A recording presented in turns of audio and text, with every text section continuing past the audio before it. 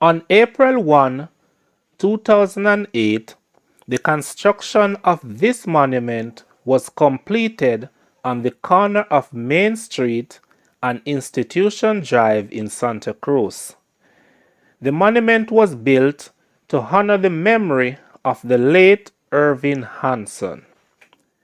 9 days after its erection, the monument was dedicated on April 10, 2008 in an early morning ceremony.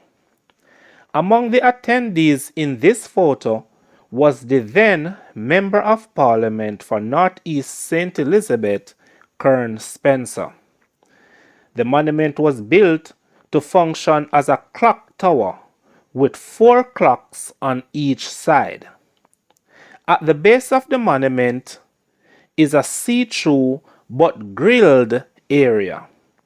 There, a stone is fixed with an inscription which reads, "In loving memory of Irving F.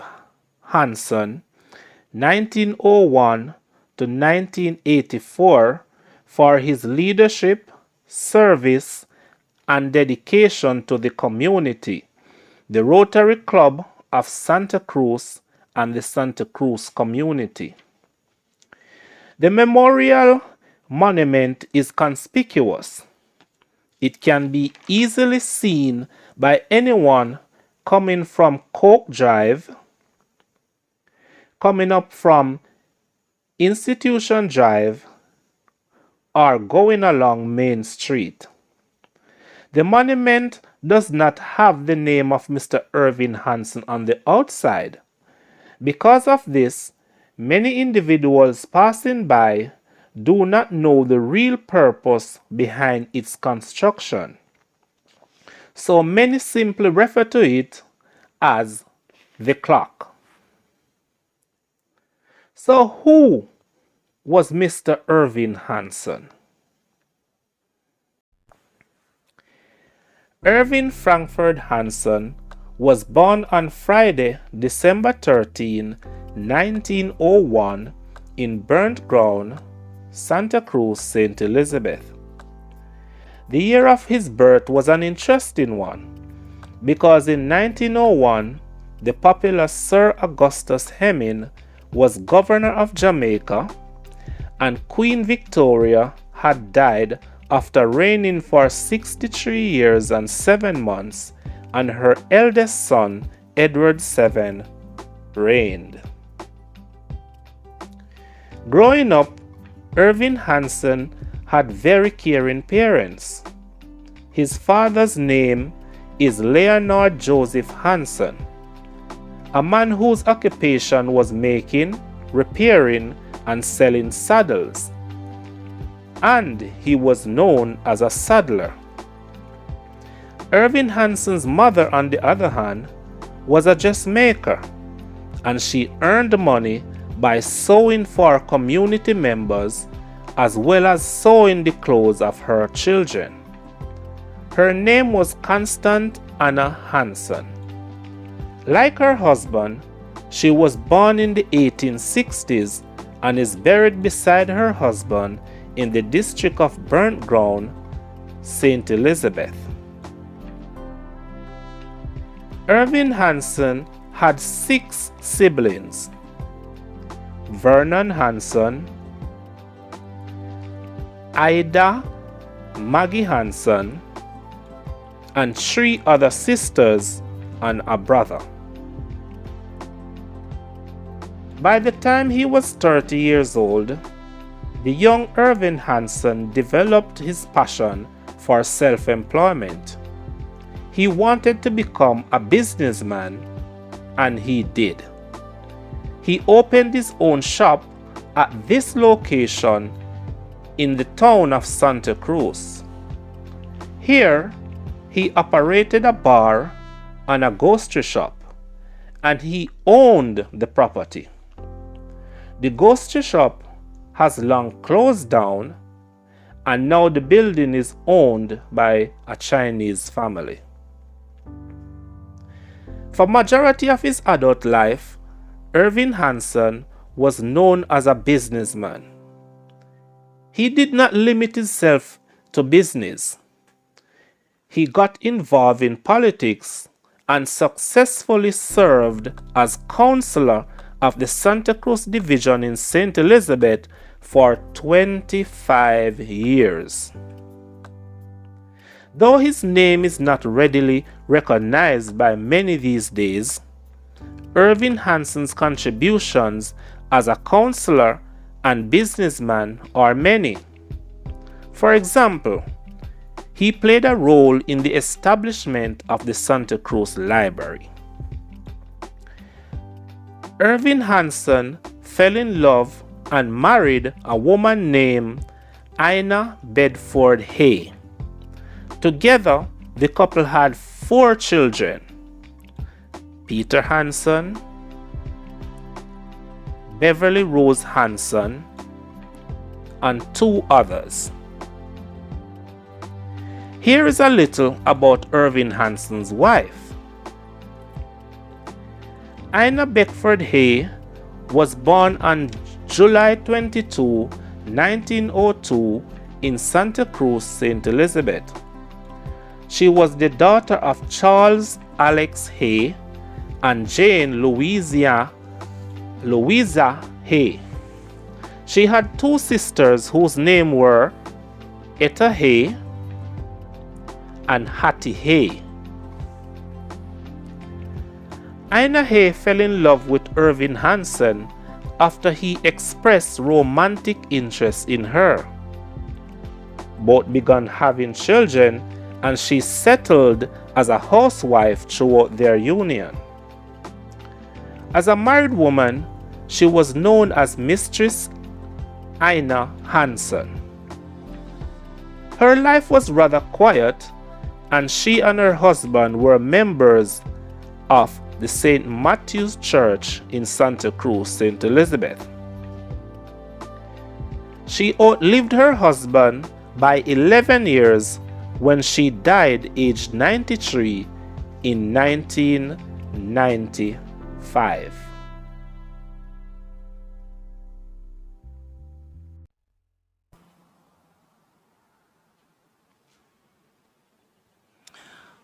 So I'm at another place that was named in honor of Mr. Irving. I'm standing at the foot of Hanson Avenue. Hanson Avenue. And you see the arrow pointing along Hanson Avenue. And you can come here if you travel along Retirement Road from off the main street in the town. So let's explore Hanson Avenue. It's a developed road, a very developed road. And I must tell you, I've driven past this road many times, and this before I learned about Mr. Irving. I traveled along this road and just did not know who the road was named in memory of. Now I know, Hanson Avenue. Alright, so Mr. Irving Hansen, he was not really a man who was a huge instructor. A very simple looking brown man. But a small man with huge contribution.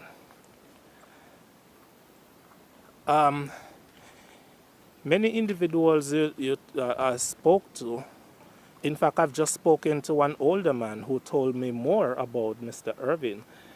And he said that Mr. Irving, in his capacity as counselor, was the kind of man that you could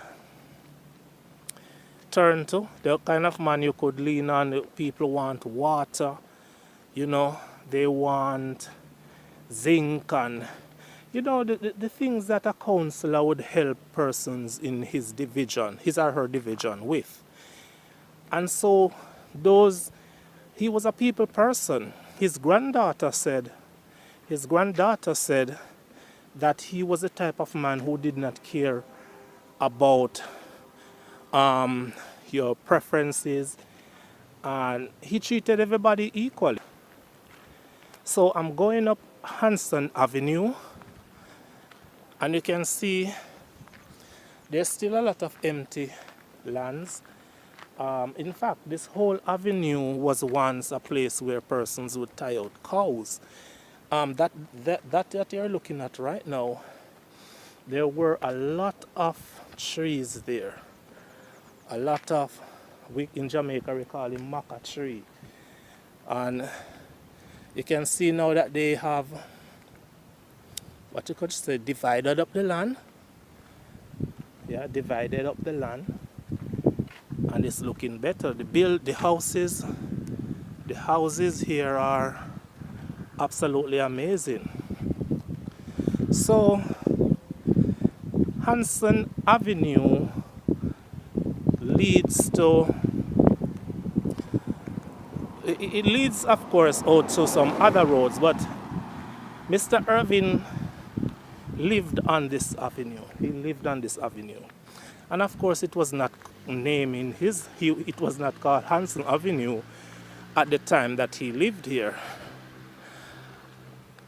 So you can see how significant the man's work was, how loved he was, that an entire road so long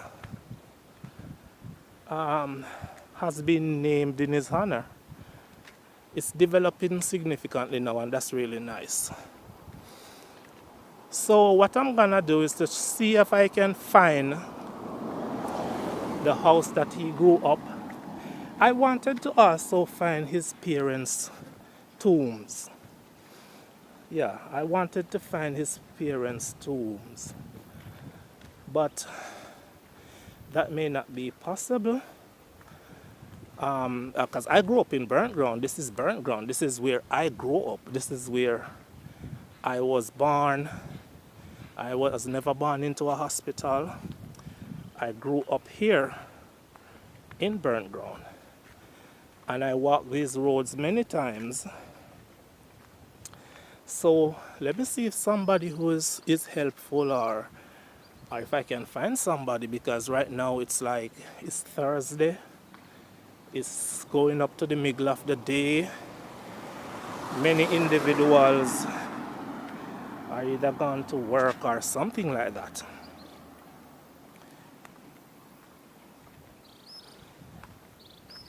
This is a black factory. I know this black factory for so long. They actually build blacks here and sell them. These new buildings, they are really new. I'm sure at the time that Mr. Irving was growing up, was living here, it was just those old type of buildings. All these buildings are new.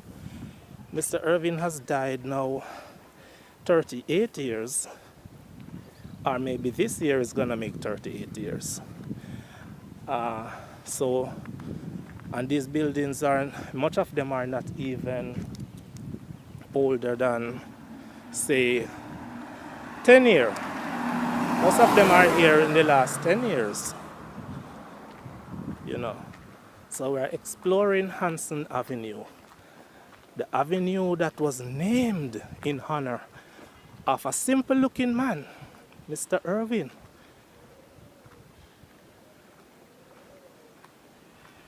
I can't find anybody.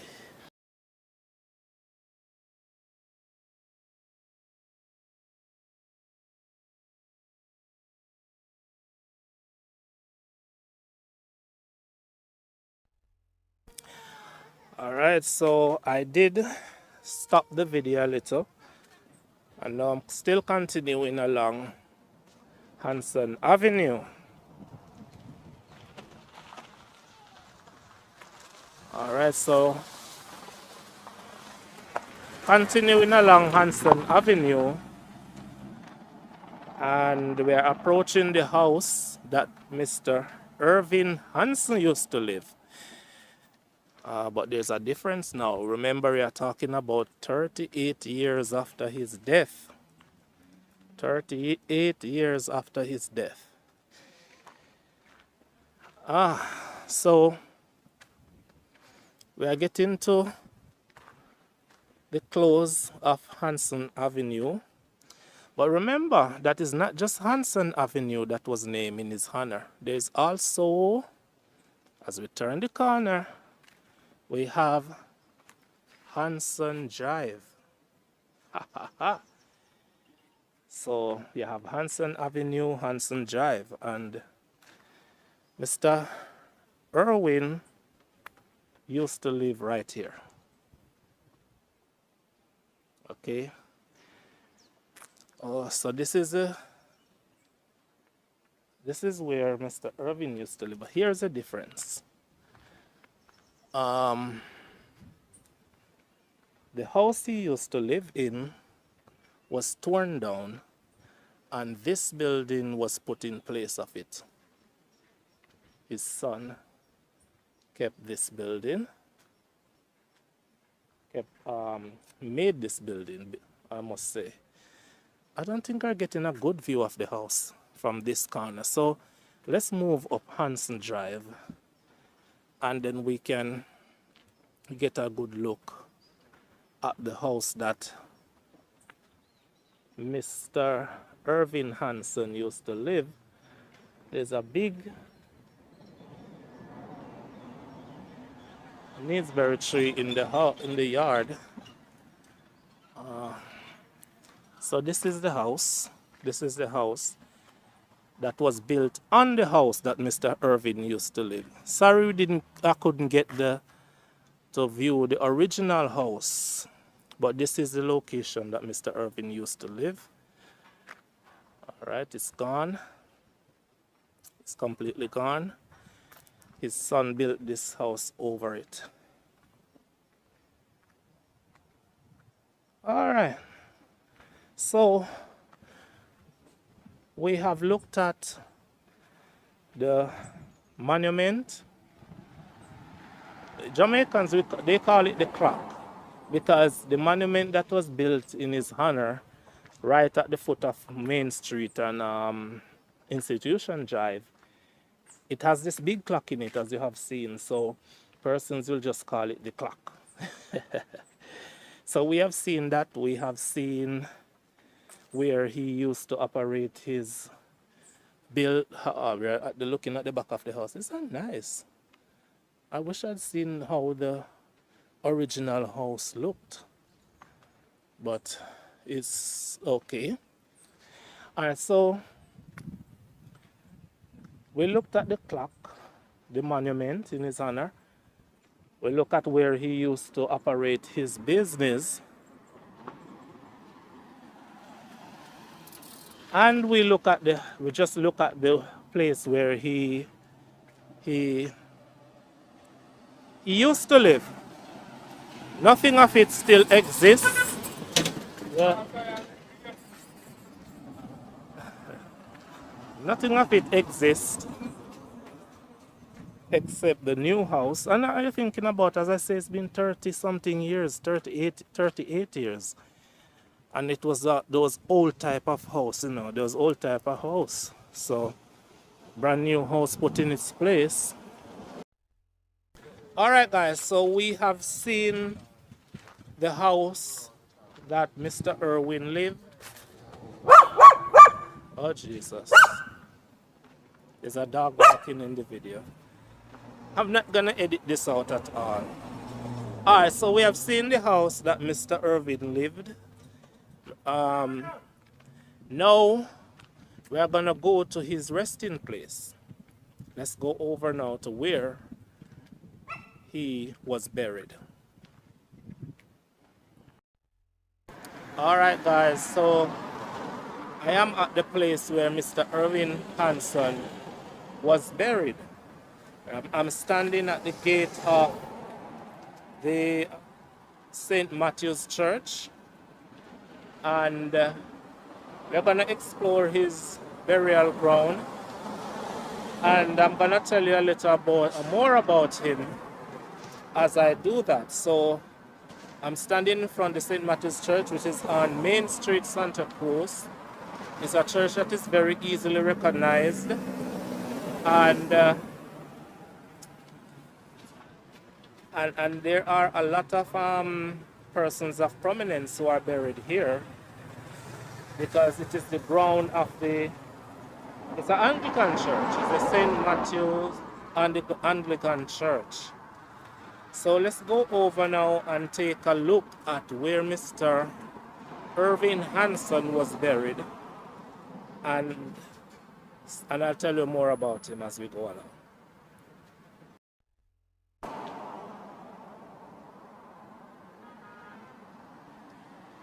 All right, so St. Matthew's Church established here in Jamaica 1800. It's a very nice place. You can see that man there, you know, cleaning up the place, making sure it's okay. It's a really nice church on the external and also on the internal. We're walking now to the grave of Mr. Irving Hanson. As you know about our Anglican church, they typically have a graveyard. Yeah, there's a graveyard in these churches, and it's exclusively for members. So if you're not a member of the Anglican church, you definitely not gonna have a place here after you're dead. As we're entering, you can see here there are very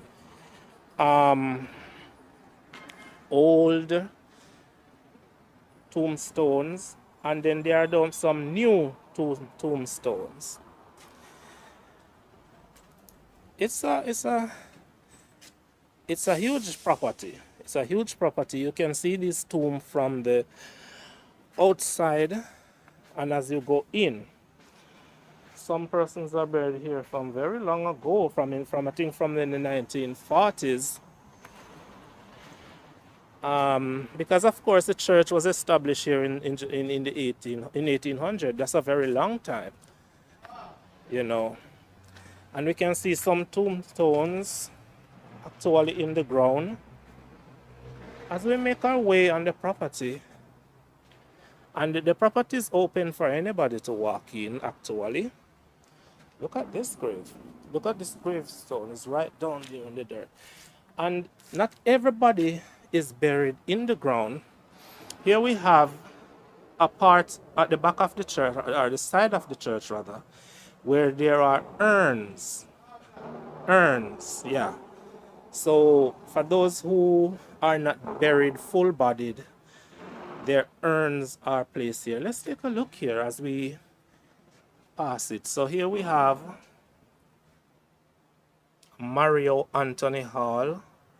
He died, he was born in 1955 and died in 2014. Here we have Paul Newton Burke. He was born in 1940, died in 2013. And I'm gonna tell you, there's a recent one. There's a recent one here, and this is of a man called Everett Overton Beadle. He was buried on November 22 to 2021. So you can see at this section it's dedicated to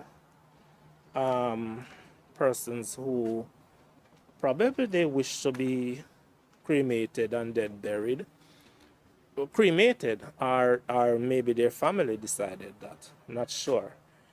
So we are still making our way to the spot that Mr. Irving Hanson secured after his death. And you can see it's a huge church. Huge church. You are free to come over here. You are free to explore. All right, so here again we have another small. And this one got my attention the first time I came over here.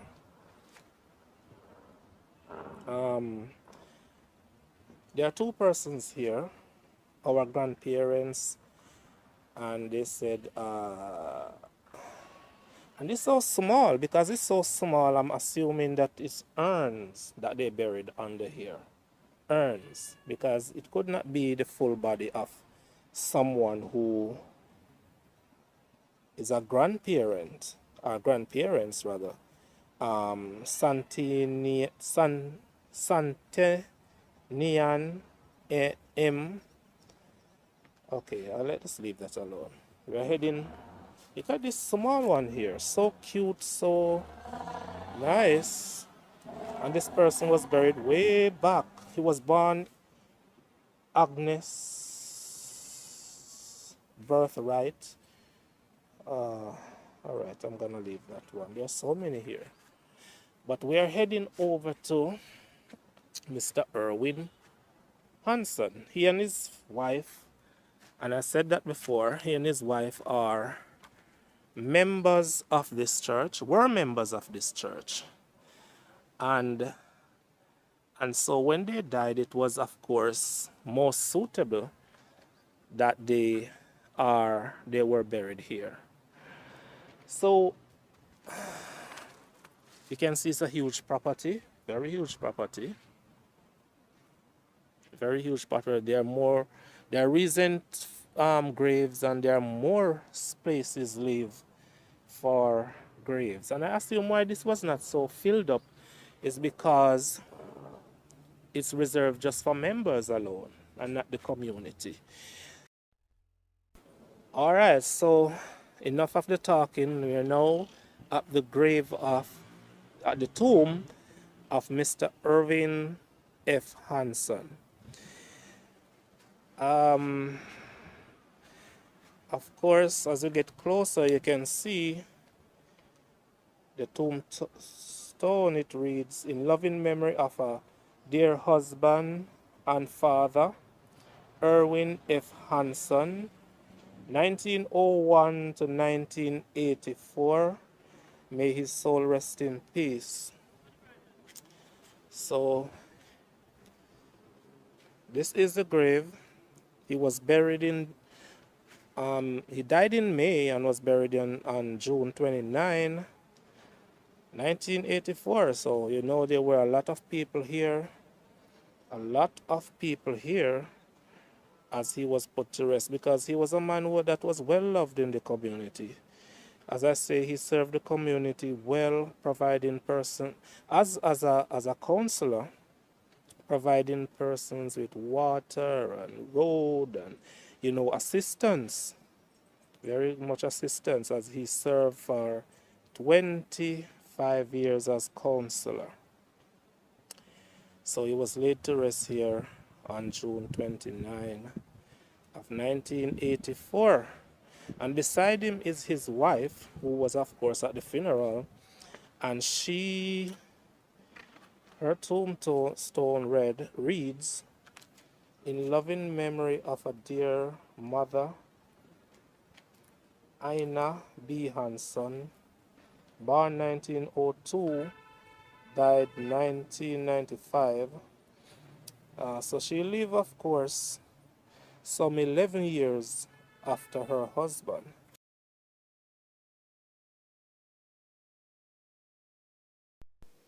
So the next grave I'm going to is that of Gertrude Beaumont. She is the sister, one of the sisters of Irving Hansen. She was born on February 12, 1896 in Santa Cruz, and she died on September 5, 1984 at age 88. So she is one of the sisters of Irving Hansen. She married to a Mr. Beaumont, and that's why Gertrude Beaumont is on her grave. Now we go over to Gertrude Beaumont's husband. Of course, his name is Horante Bardley Beaumont, who was born on July 16, 1898, and died in February 1988 at age 89. He was a carpenter and a farmer in Burnt Ground, where he lived. So he is the husband of Gertrude Beaumont. And also, I want to take you over to the grave of Ida Maggie Hanson. She is another sister of Irving Hanson. She was born on April 8, 1905, and she died on September 30, 1985, at age 80. Yeah, her husband is also buried here. Her husband's name is Herman Johnson.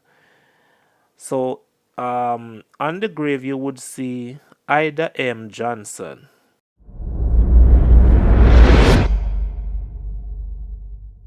Hi. So, while I was, looking at the grave of Mr. Irving Hanson, I looked to the right to find out who was buried at this grave.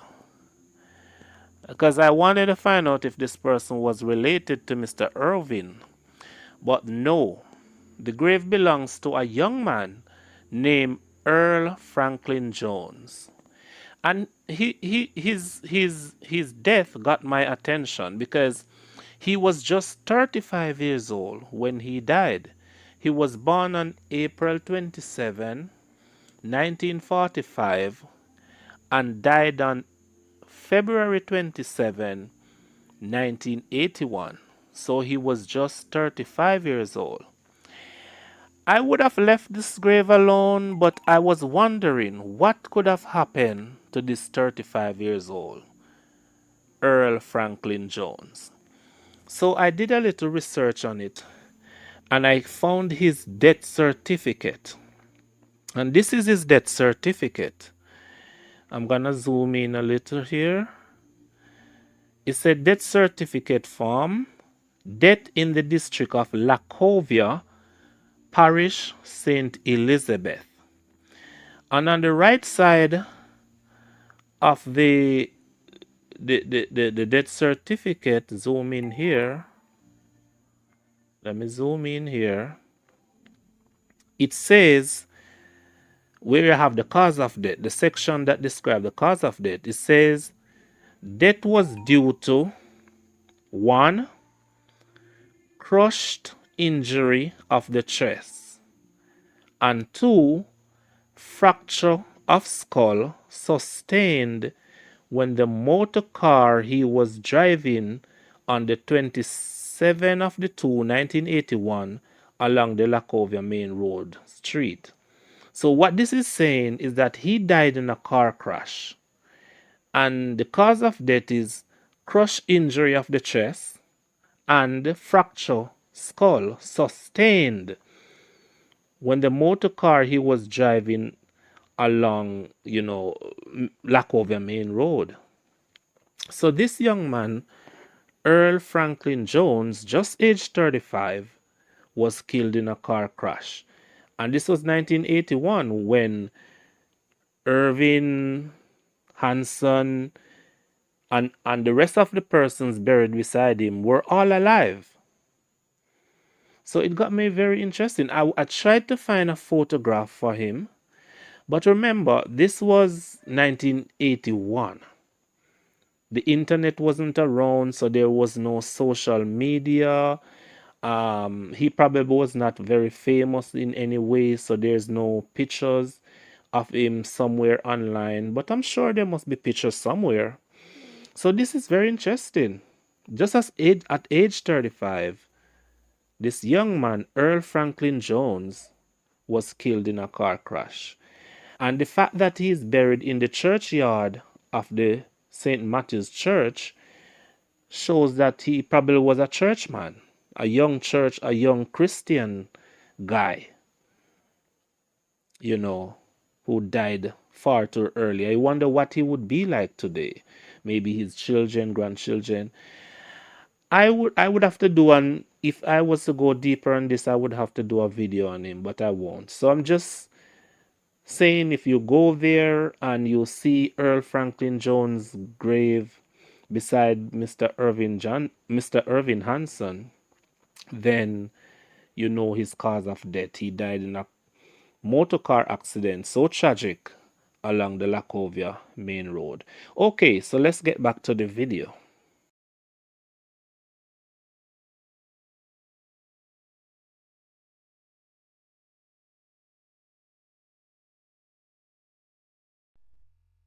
Alright guys, so we have come to the end of the video on the life and death of Mr. Irving F. Hanson. I really need to get a wireless mic here because I'm using my headphone. So thanks guys for watching, and remember to subscribe, like, comment, support the channel. I need you guys to support the channel because I am actually not getting enough subscribers. So to keep this work going, support my channel, I need to monetize this channel. So thanks for watching. I'm still on the property of the St. Matthew Anglican Church, and I say peace out.